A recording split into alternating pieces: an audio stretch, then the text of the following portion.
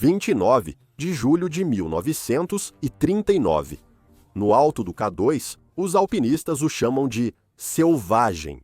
Um homem solitário estava sentado congelado em sua barraca, sem comida, sem fogo, e o vento lá fora uivava como se tentasse despedaçar a montanha.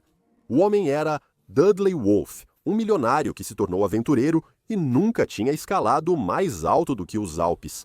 Seu líder, Fritz Weisner, havia recuado montanha abaixo, deixando Dudley para trás no ar, rarefeito para morrer.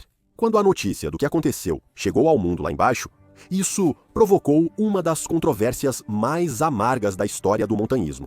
Fritz abandonou o homem que financiou a expedição, ou a arrogância de Dudley, e seu dinheiro foi o real motivo. 4 pessoas nunca voltaram para casa. Alguns chamaram de um trágico acidente. Outros chamaram de uma traição fria.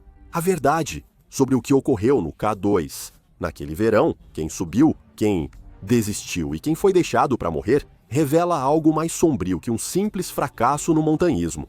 De controvérsias, sacrifícios a perguntas sem resposta, esta é a história do milionário que foi deixado para morrer no K2. Bem-vindo ao Extreme. Dudley Wolfe, socialite americano rico, nasceu em Nova York em 6 de fevereiro de 1896. Seu pai era um importador de café, que ganhou fama por contar histórias inventadas sobre sua origem aristocrática e suas viagens pela Índia caçando tigres. Sua mãe, por outro lado, era filha de um empresário rico, Benjamin Franklin Smith, junto com seus 3 irmãos. Eles acumularam cerca de 30 milhões de dólares na década de 1880, quase 1 bilhão hoje. Isso permitiu que Dudley tivesse uma criação luxuosa. Ele frequentou internatos de prestígio e, apesar de seus esforços nos estudos, seu desempenho acadêmico era ruim. Ele adorava esportes e, na escola, jogou futebol, hóquei, além de se destacar em remo e caça. Mostrando seu espírito aventureiro, em 1916, ele deixou a escola e buscava emprego. Ele não se interessava pelos negócios da família, que já eram um império imobiliário e ferroviário. Dudley preferia ajudar pessoas e, com a guerra na Europa, não via causa melhor. Depois de ser rejeitado pelas Forças Armadas dos Estados Unidos da América por causa da má visão e dos pés chatos, ele não desistiu. Dudley preferiu se voluntariar para o Corpo de Ambulâncias da Cruz Vermelha na Europa, o que surpreende para um jovem tão rico. Ele recebeu a Croce de Guerra italiana e uma medalha de campanha. Mais tarde, ele se juntou à Legião Estrangeira Francesa em outubro de 1918, servindo por um mês até o fim dos combates na Frente Ocidental. Após a guerra, Dudley retornou a Omaha, nos Estados Unidos, e sem ter outra opção, acabou ajudando a administrar o negócio imobiliário da família. Mas seu coração não estava nisso. Ele queria mais da vida. Ele amava a natureza e passava muito tempo fantasiando sobre empregos que lhe permitissem trabalhar ao ar livre.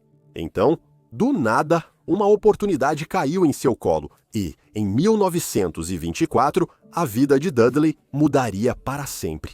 Desvio no trem do caos. Para entrar na comunidade extrema, assista a vídeos exclusivos feitos para você. Tenha acesso antecipado e vote em enquetes de conteúdo. Junte-se a nós no Patreon. Te espero lá. Em 1924, Dudley e os irmãos foram chamados à grande propriedade do avô de 94 anos. Na época, ele era visto como o homem mais rico da Nova Inglaterra. Nenhum dos irmãos de seu avô teve filhos. Então, a vasta fortuna da família foi passada para Dudley e seus irmãos. Nessa época, acredita-se que os irmãos tinham um patrimônio estimado em 100 milhões de dólares, ou cerca de impressionantes 14 bilhões de dólares. Hoje, Dudley estava prestes a se tornar um dos homens mais ricos da América. Ele não precisava mais trabalhar e podia dedicar-se ao que amava.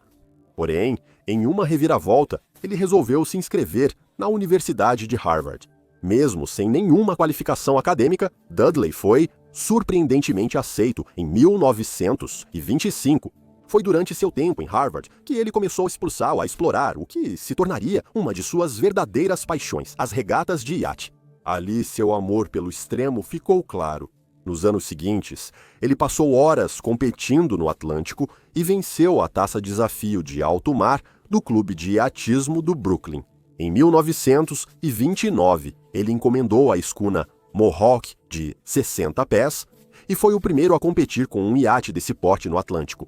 Disputei a taça do rei e da rainha e fiquei em segundo lugar contra barcos bem maiores.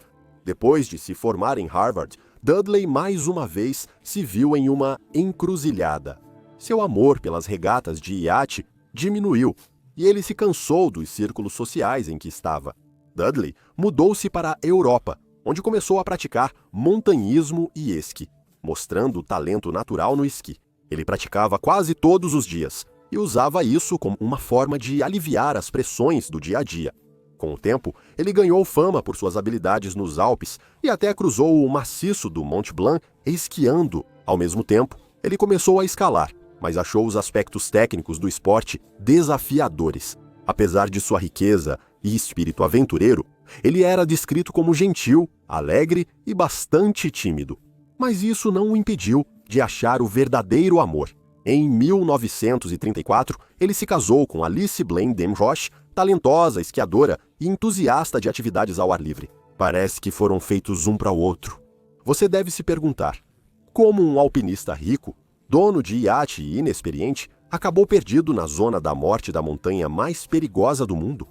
Bem, essa parte da nossa história começou no início de 1938, 4 anos após o casamento. Certa noite, Dudley e a esposa convidaram pessoas ao elegante apartamento na Quinta Avenida, em Manhattan, para mostrar slides de viagens, esquiando e escalando pela Europa. O alpinista germano-americano Fritz Weisner também foi convidado. Um ano antes, Fritz discursou no American Alpine Club e revelou seu ousado plano de organizar uma expedição ao K2. Pela primeira vez, Fritz sabia que seria difícil conseguir financiamento para a expedição, já que a economia americana não estava bem em 1938. Ele precisaria de alpinistas que pagassem suas despesas.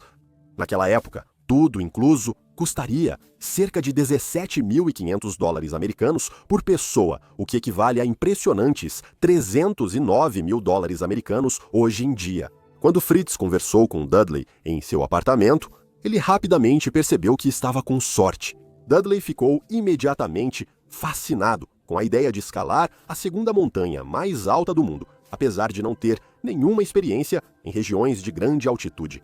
A falta de experiência nunca o impediu de alcançar seus objetivos na vida.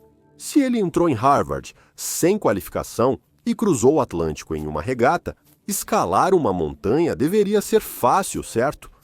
Como os espectadores sabem, escalar uma das montanhas mais altas do mundo não é fácil. Escalar qualquer pico do Himalaia, seja um dos mais altos ou não, é bem diferente dos Alpes. Até então, nenhum pico de 8.000 metros no mundo havia sido alcançado. O K2 era um dos maiores desafios para o ser humano.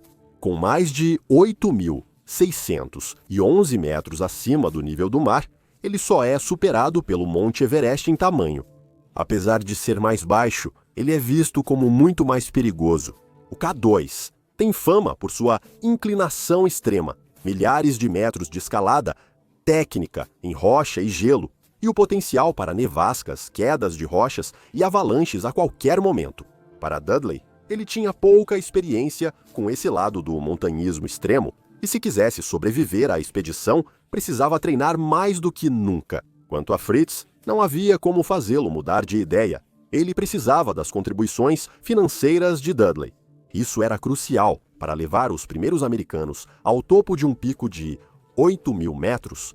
Na época, Fritz provavelmente sabia que sua decisão de incluir Dudley poderia colocar em perigo tanto a equipe quanto o milionário. Mas, por outro lado, as maiores recompensas da vida geralmente vêm acompanhadas de riscos consideráveis. Dudley talvez não fosse o mais inteligente da escola, mas não era burro. Ao se preparar para essa escalada, ele tentou alcançar o topo do Monte Branco e do Pico Palu na primavera de 1939, mas fracassou nas duas tentativas, mesmo com um guia. As coisas não estavam indo bem. Dudley seguiu motivado certo de que esses eram só pequenos contratempos e que sua força e determinação o levariam onde nenhum alpinista esteve, ao cume do K2. Em março, Dudley conheceu Fritz na Inglaterra e iniciaram a compra dos equipamentos para a expedição. Dudley tinha muito dinheiro e nenhum gasto foi poupado. Eles compraram o melhor equipamento disponível na época, incluindo barracas pesadas, colchões infláveis, fogareiros, botas com pregos e sacos de dormir. Para a alimentação, trouxeram itens desidratados como leite, frutas e vegetais, mas a energia principal durante a escalada viria de enlatados e carnes secas. Fritz e Dudley foram acompanhados por outros 4 alpinistas na equipe, incluindo Jack Durrance, Chappell, Cranmer, George Sheldon e Tony Cromwell, que atuou como vice-líder. Tony era outro homem rico que não precisava trabalhar em um emprego comum. Diferente de Dudley, Tony escalava montanhas pelo mundo e era o parceiro ideal para Fritz. A equipe contratou 9 Sherpas e muitos outros carregadores, e juntos eles tentariam realizar o impossível e escalar o K2. Em 29 de março de 1939, Dudley se reuniu com a equipe em Gênova e embarcou no SS Kunti Biancamano, rumo a Bombaim, Índia. Esse foi o começo da expedição, de 6 meses, e o primeiro passo para marcar história. A partir daqui, a equipe fez uma longa viagem de trem de 40 horas até Rawalpindi, antes de 2 carros os levarem até Srinagar, no Vale da Caxemira. No fim de abril, alpinistas se reuniram com Sherpas e carregadores. Nesse período do século XX, não existia estrada para a montanha. Em vez disso, Dudley e a equipe tiveram que caminhar mais de 530 quilômetros para chegar à base do K2 viajando a pé e a cavalo. Para os homens ocidentais, parecia outro mundo. Isso fica claro em um relato de Tony. Este é realmente um país desolado e árido. E como os habitantes conseguiam viver aqui, me enche de constante admiração e espanto. As colinas não têm vegetação, presente apenas nos leques aluviais irrigados. Depois de um mês na estrada, caminhando dia após dia, Dudley finalmente avistou o K2 pela primeira vez no final de maio. Bem-humorado, ele e a equipe montaram o acampamento base a 16.500 pés logo depois. Depois, veio a parte difícil pela qual eles vieram, escalar a montanha. Quase imediatamente, a equipe sofreu um grande golpe quando Chappell Cranmer ficou extremamente doente. Ele foi tratado por Jack, apesar de ter pouca ou nenhuma experiência médica, chegando a lhe dar respiração artificial por mais de 2 horas, o que provavelmente salvou sua vida. Assim, antes de deixarem o acampamento base, já tinham um homem a menos, e o tempo corria. Para alcançar o cume na janela de escalada, precisavam esquecer as preocupações e avançar. No mês seguinte, Dudley e os outros tentaram se aclimatar à montanha. Transportaram mais de 300 quilos de suprimentos até o acampamento 1A. Depois disso, continuaram levando suprimentos ao acampamento 2 principal local de armazenamento em altitude menor. No seu auge, mais de 15 toneladas de suprimentos foram armazenadas lá. Tudo parecia estar indo bem para Dudley. Ele se saiu bem durante as etapas iniciais da expedição, mas quando começaram a subir, as coisas mudaram. Sua inexperiência começou a aparecer, e alguns dos outros alpinistas começaram a argumentar que sua falta de jeito os havia colocado em perigo. Mas ele era querido e mostrou ser trabalhador dedicado. Isso o manteve em boas graças com Fritz, que provavelmente tinha um carinho especial por Dudley devido às suas contribuições financeiras para a expedição. Em 21 de junho, a equipe sofreu outro revés com uma forte nevasca na montanha. Com temperaturas de menos 17 graus Celsius, a equipe ficou confinada no acampamento 4 por mais de uma semana. O impacto psicológico nos outros alpinistas foi impressionante. Consegue imaginar ficar preso no topo de uma montanha fria e desolada, sem muito o que fazer, enquanto ventos fortes batem na barraca?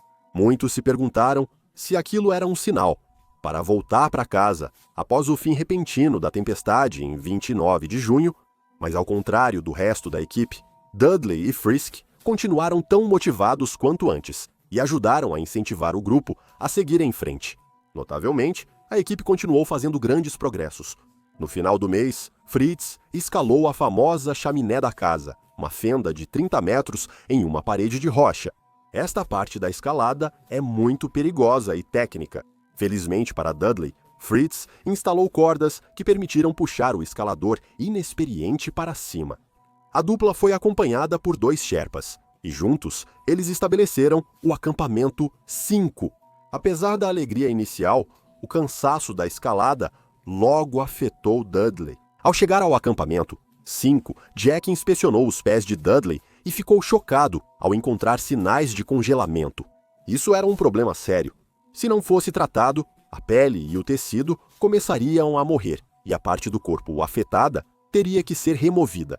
Mas Dudley parecia não se abalar. Em vez disso, ele reuniu coragem e seguiu em frente até o acampamento 6, embora em um ritmo lento. Jack sugeriu que Dudley recuasse e descesse a montanha, mas Fritz não concordou e deixou que ele continuasse. Alguns consideram isso uma decisão imprudente, mas o que você acha? Dudley deveria ter voltado nesse ponto, considerando sua condição. Dudley ainda permaneceu com a equipe. Cada dia era uma batalha contra os elementos e suas próprias mentes. Suas habilidades de escalada não eram as melhores, mas o que lhe faltava nesse aspecto, ele compensava com sua determinação e força. Em 14 de julho, após meses difíceis na montanha, eles finalmente montaram o acampamento 8, mas agora o corpo de Dudley começou a traí-lo. No início do século XX, o oxigênio engarrafado não era tão popular quanto hoje. No montanhismo, alpinistas como Dudley precisavam se aclimatar corretamente à montanha. Mas mesmo assim, passar tanto tempo a dezenas de milhares de pés acima do nível do mar é incrivelmente perigoso e difícil para o corpo.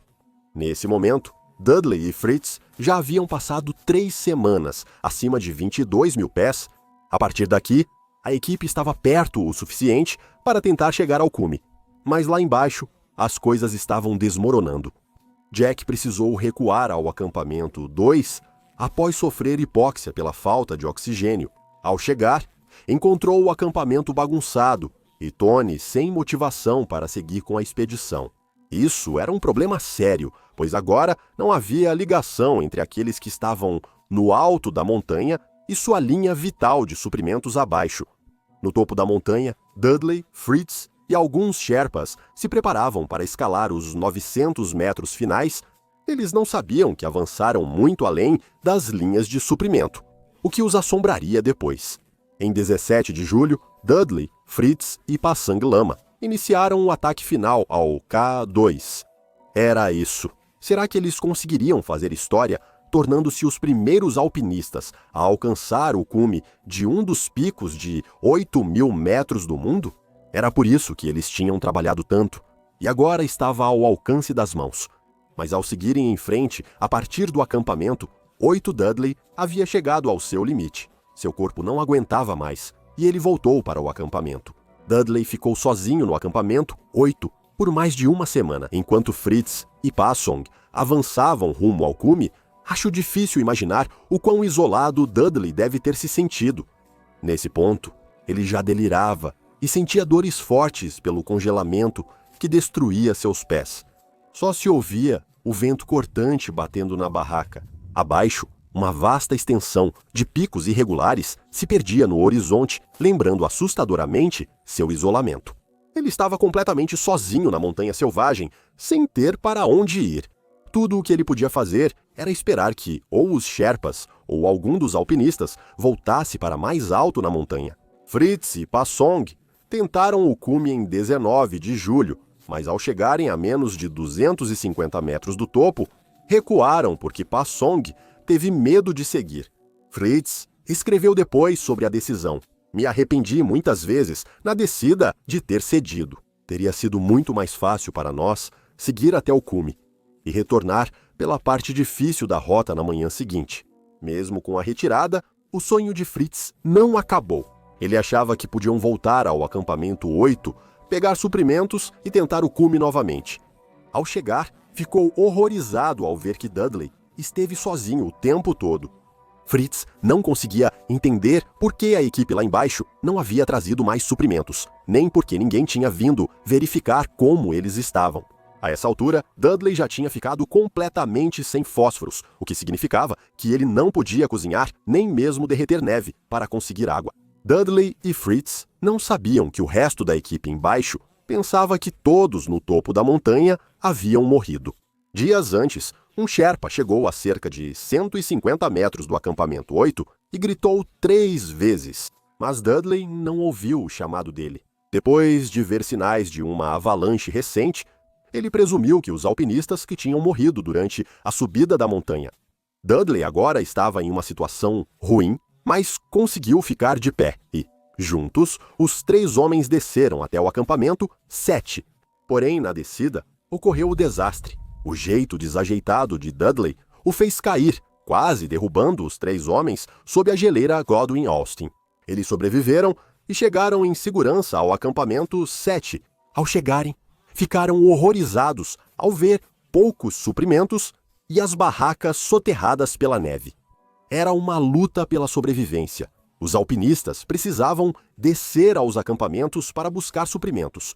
Fritz disse que Dudley se ofereceu para ficar no acampamento 7 enquanto ele e Pa Song desciam. Mas após tanto tempo em alta altitude, talvez nenhum dos dois pensasse direito.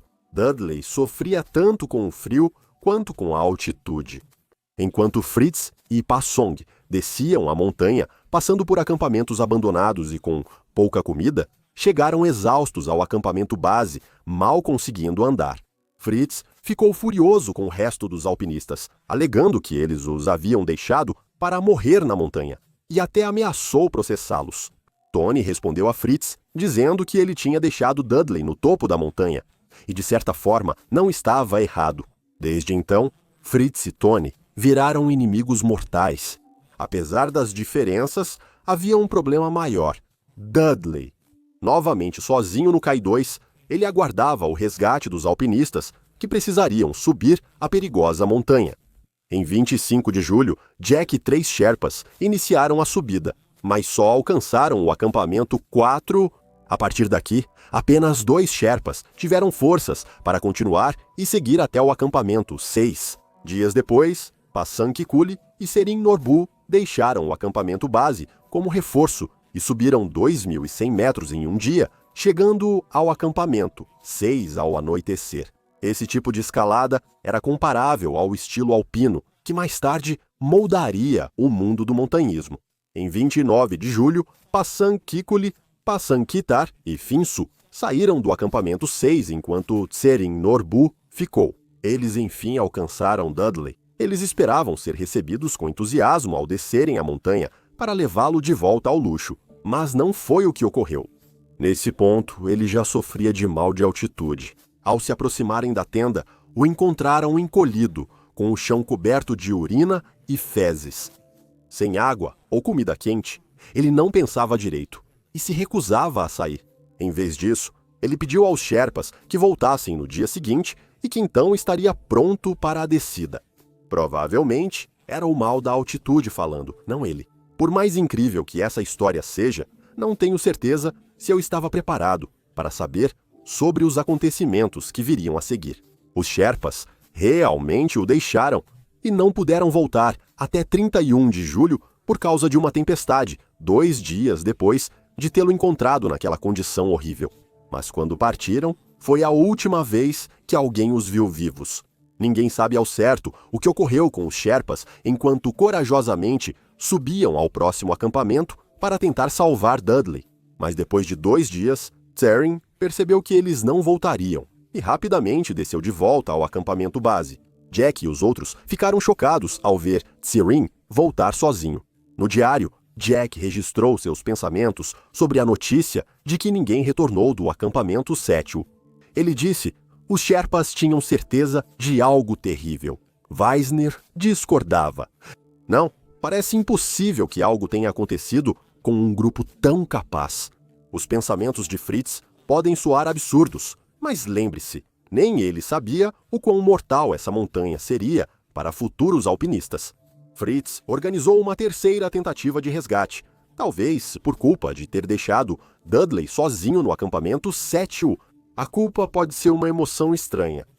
Imagine um peso, não físico, mas pressionando sua alma ainda mais forte. É o fantasma de um erro passado, um momento que você quer apagar. Isso é culpa. Para alguns, esse fardo esmagador não leva à reflexão, mas a uma dança perigosa e desesperada com a imprudência. Fritz talvez precisasse acreditar que podia salvar Dudley ou aceitar seu papel em sua morte. Fritz era o único alpinista forte para tentar outra subida na montanha. Então, em 3 de agosto, ele partiu com Tsering e Dawa Tundup Sherpa. Mas o progresso foi dolorosamente lento, e eles só conseguiram chegar ao acampamento depois de escalar o dia todo. Outra tempestade atingiu a montanha, prendendo os homens novamente. Foi nesse momento que parece que Fritz perdeu toda a esperança, e finalmente chegou à conclusão de que Dudley e os 3 Sherpas haviam perdido a vida. Sem mais opções, Fritz decidiu que retornariam ao acampamento base. Quando chegaram, estavam em um estado lastimável. Os homens empacotaram o que puderam e começaram a longa jornada de volta para Srinagar, onde Fritz teria que enfrentar. Uma das primeiras controvérsias era a ideia de que ele seria responsável não só pela morte de Dudley, mas também por associação pelas mortes dos 3 Sherpas. Tony defendeu fortemente essa ideia e continuou afirmando que Fritz matou Dudley. Em Srinagar, Tony conversou com a comunidade britânica e disse que Fritz tinha péssimas habilidades de liderança. Nos anos seguintes, Fritz precisou explicar várias vezes o ocorrido na montanha, sendo por vezes responsabilizado pelas mortes em alguns relatos. Afinal, ele era o único alpinista experiente. Críticos argumentaram que ele estava focado demais no cume e que sua liderança contribuiu para aprovar a tragédia. Os relatos iniciais da escalada colocaram grande parte da culpa nele. Alguns dizem que o desejo de glória de Fritz prejudicou a segurança da equipe.